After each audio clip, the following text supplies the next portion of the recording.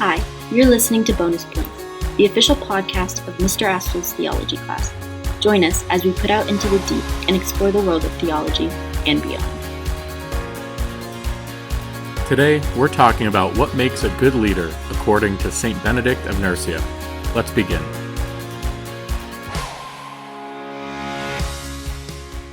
Hello, everybody, and welcome to today's episode of Bonus Points.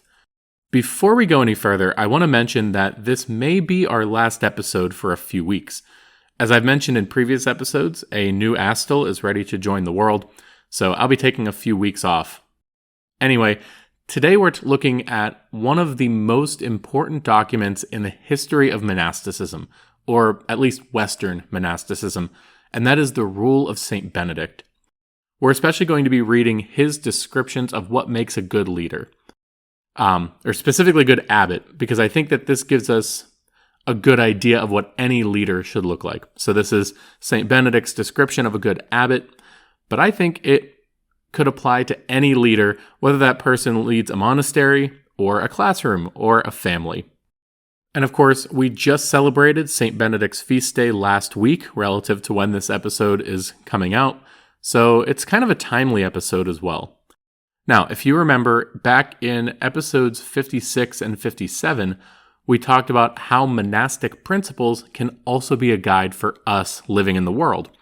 And just like we said in those Living Like a Monk episodes, not everything here is directly applicable.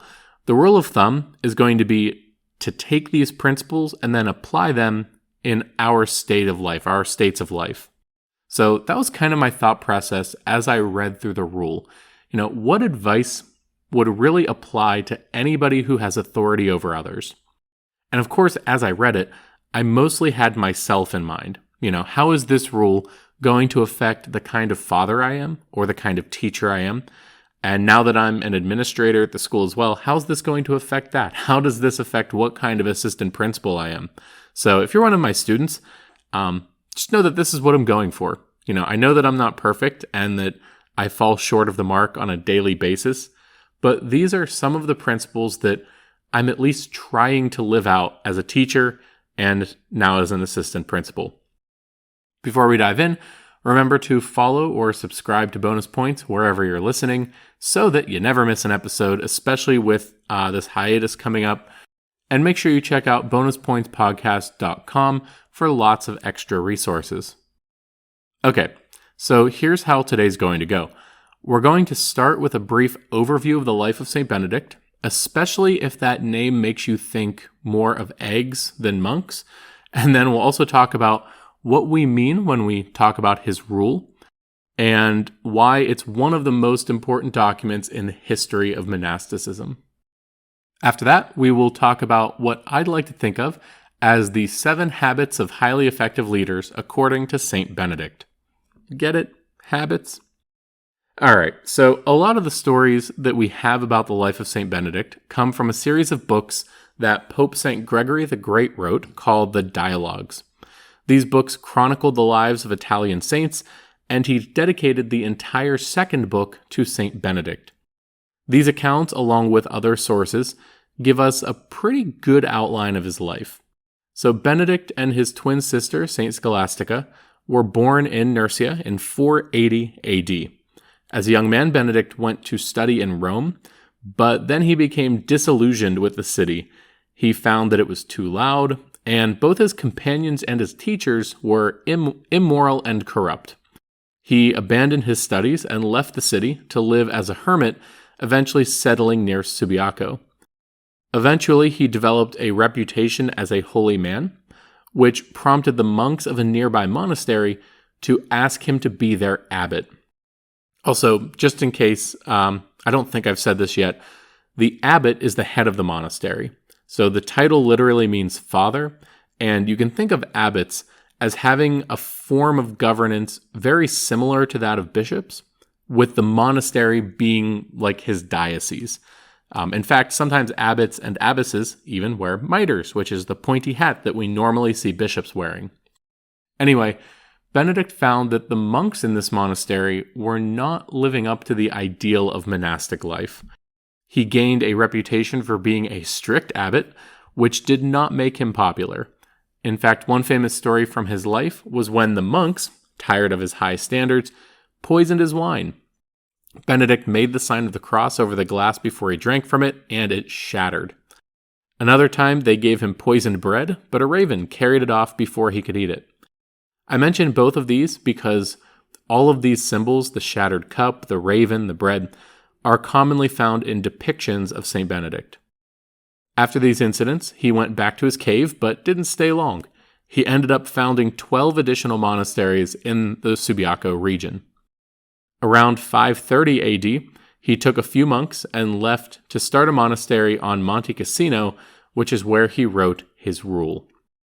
Now you might be thinking, I thought he was strict, so didn't he have a lot of rules? A rule in this context is a document that governs the life of a monastery. As we said back in episodes 56 and 57, monastic life is organized around prayer and work. A rule governs what that organization will look like. Benedict's rule became by far the most influential in the history of Western monasticism. Today, there are thousands of monasteries and convents throughout the world that use his rule or modified version of it. These are what we call Benedictine monasteries and convents today. Benedict died a few years later in 547, and thanks to the biography written by Gregory the Great, along with the popularity of his rule, he became one of the most popular saints in Europe, and today he is one of Europe's patron saints. Now, Benedict's rule governs every aspect of life in the monastery. It describes how the schedule should be structured, what you should make your habits out of, even what a monk's diet should look like. But what we're concerned with today is what qualities should be found in the abbot. Most monasteries elect their abbots, so it was important for Benedict that all of his monks knew what a good one looked like.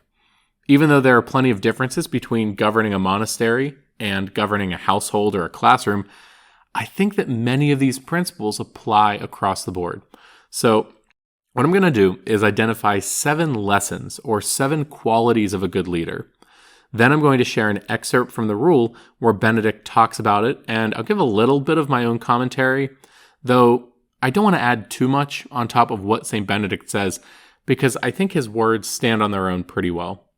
So without further ado, here are the 7 habits of highly effective leaders according to St. Benedict. First, if you want to be a good leader, you need to take responsibility for the people you lead and focus on what matters. St. Benedict says, "Let the abbot always bear in mind that at the dread judgment of God there will be an examination of these 2 matters, his teaching and the obedience of his disciples.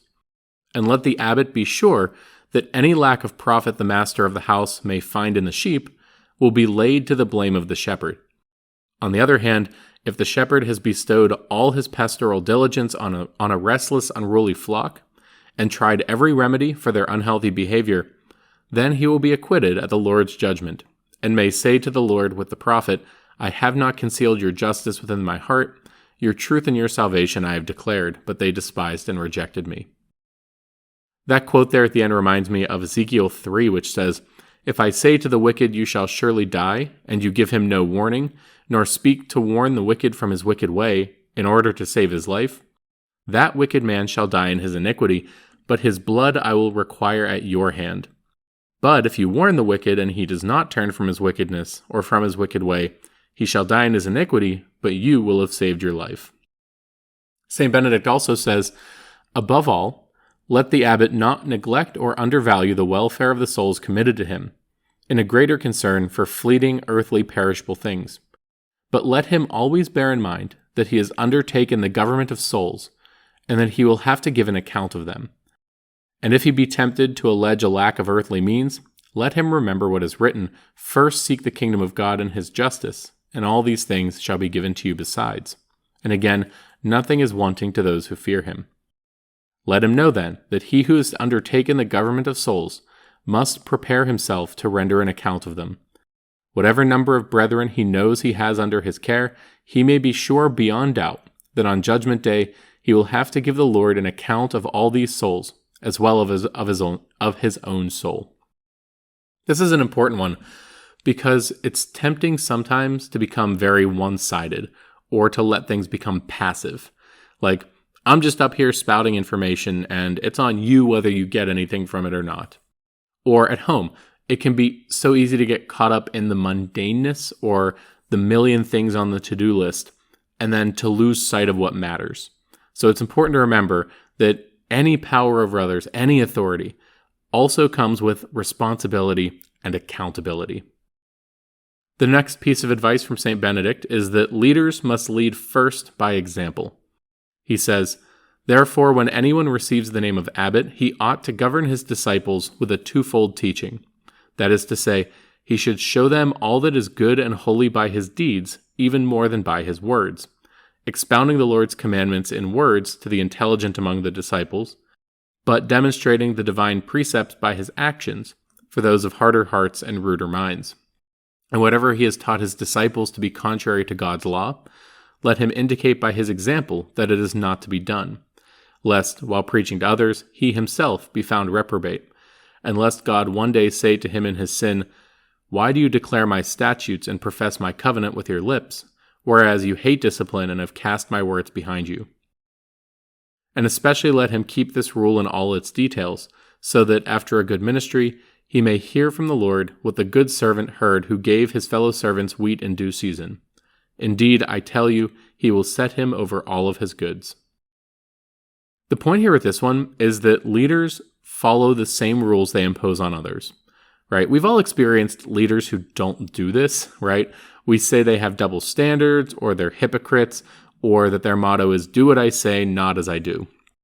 A good leader, on the other hand, holds themselves to the same standard that they hold others, to which they hold others, that they hold others to.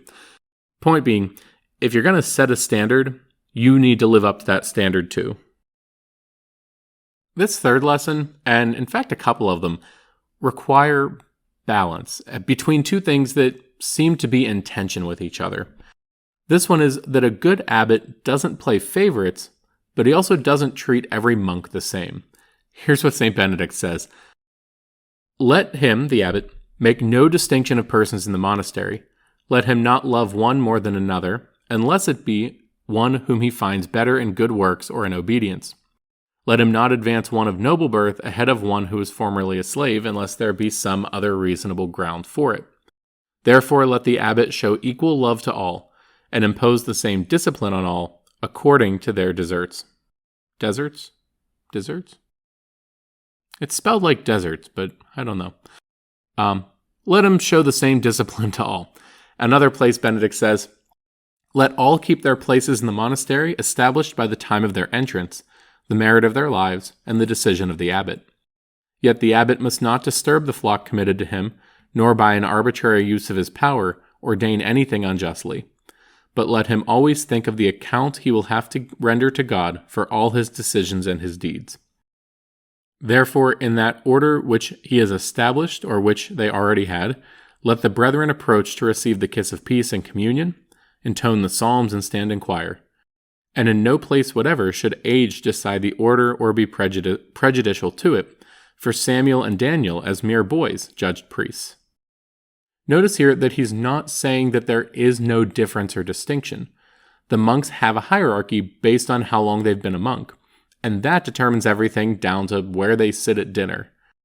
But the abbot still enforces the same rules on all.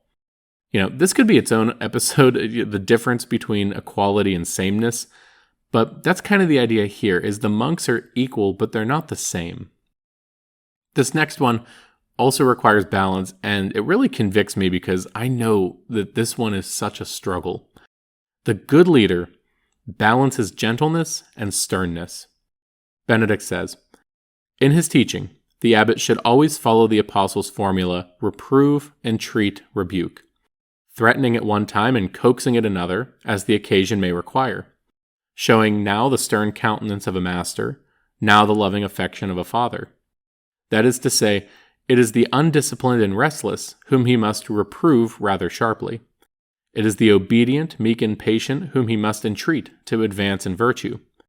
While, as for the negligent and disdainful, these we charge him to rebuke and correct.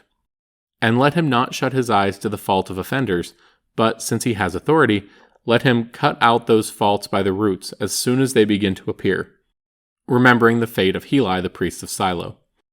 The well-disposed and those of good understanding, let him correct with verbal admonition the first and second time.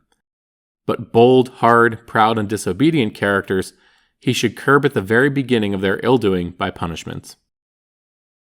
In other words, there is not a one-size-fits-all solution to discipline. He says that some monks are more rebellious and stubborn, and they need to be treated more sternly.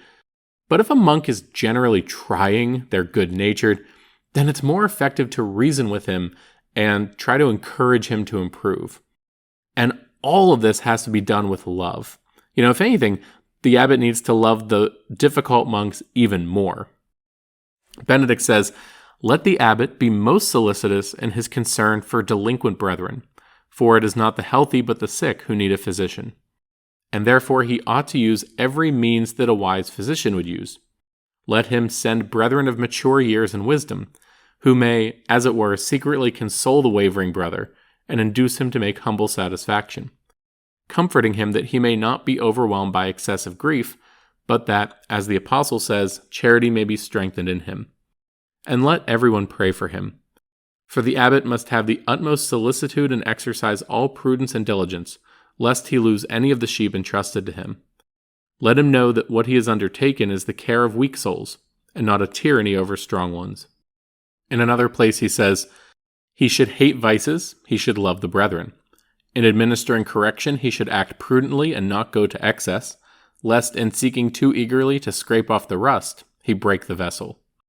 Let him keep his own frailty ever before his eyes, and remember that the bruised reed must not be broken. By this we do not mean that he should allow vices to grow. On the contrary, as we have already said, he should eradicate them prudently and with charity, in the way which may seem best in each case. Let him study rather to be loved than to be feared." Trust me, I know that this is difficult, but one of St. Benedict's recurring themes is that being the abbot isn't really a privilege or a role that any sane person desires. It's a tough job. And part of that tough job requires the abbot to make decisions for the monastery. Again, balance is necessary. Here's our next piece of advice. The abbot has to balance taking advice and listening to counsel, but also making decisions. The monastery is not a democracy, but it's not a dictatorship either. Benedict says, "Whenever any important business has to be done in the monastery, let the abbot call together the whole community and state the matter to be acted upon. Then, having heard the brethren's advice, let him turn the matter over in his own mind and do what he shall judge to be the most expedient. The reason we have said that all should be called for counsel is that the Lord often reveals to the younger what is best. Let the brethren give their advice with all the deference required by humility, and not presume stubbornly to defend their opinions. But let the decision rather depend on the abbot's judgment, and all submit to whatever he shall decide for their welfare. However, just as it is proper for the disciples to obey their master, so also it is his function to dispose all things with prudence and justice." So when it comes to big decisions, the abbot should get everybody's advice and then make a decision. His decision may reflect the majority opinion, or it may not. And he should even ask for advice with stuff that's not as important, even if he doesn't get advice from the whole monastery.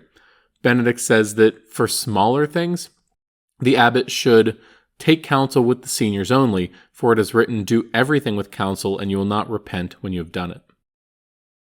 This next piece of advice is one that I've always felt strongly about, and that I really try to emulate. Benedict's advice is that a good shepherd must be close to the flock.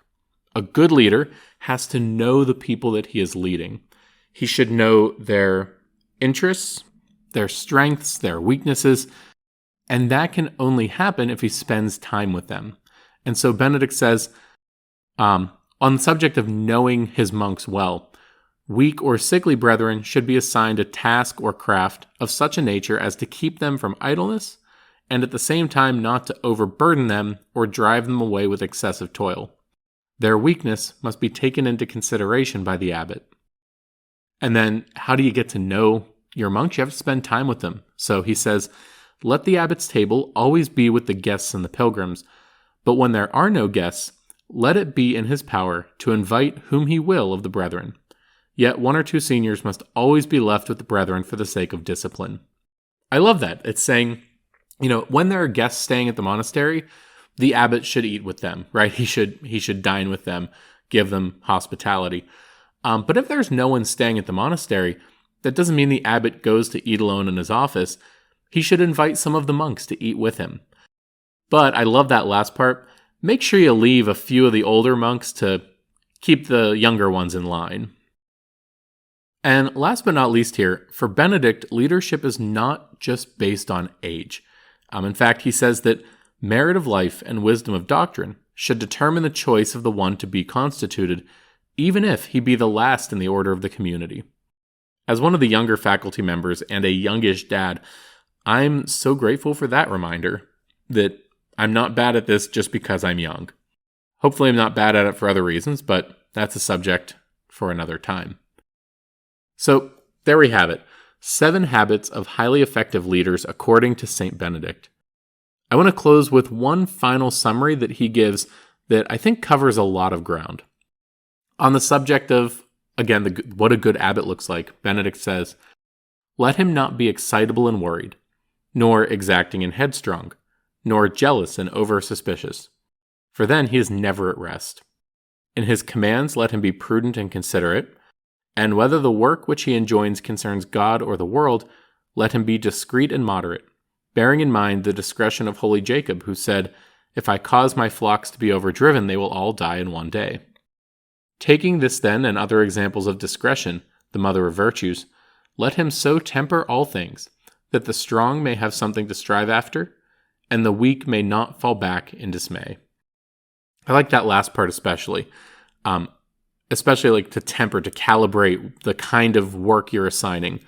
The strong should have something to strive after. You don't want them to get bored. You want even the strong ones to be challenged. But you don't want the weak to fall back in dismay. You don't want it to be so hard for them that they just give up. So, through all of this, you probably have the impression that leadership is a tall order, and it is, but it's possible with God's grace. I hope that you've been taking notes if you have authority over others, or you will someday, whether that is authority over a family, a classroom, employees, or heck, maybe even a monastery. Before we go, I have a few resources to offer you today. I'll have a few links to different pages about St. Benedict's life, including one from the Benedictine Order, the Catholic Encyclopedia, and Catholic Online. You'll also find the Dialogues of Pope St. Gregory the Great, one of the earliest sources about the life of St. Benedict. And finally, I'll have a link to the full text of the rule itself so that you can check it out for yourself. As always, you can find these links and lots of other resources on bonuspointspodcast.com. Until next time, I'm Mr. Astle. Thank you for joining us once again as we put out into the deep to explore the world of theology and beyond.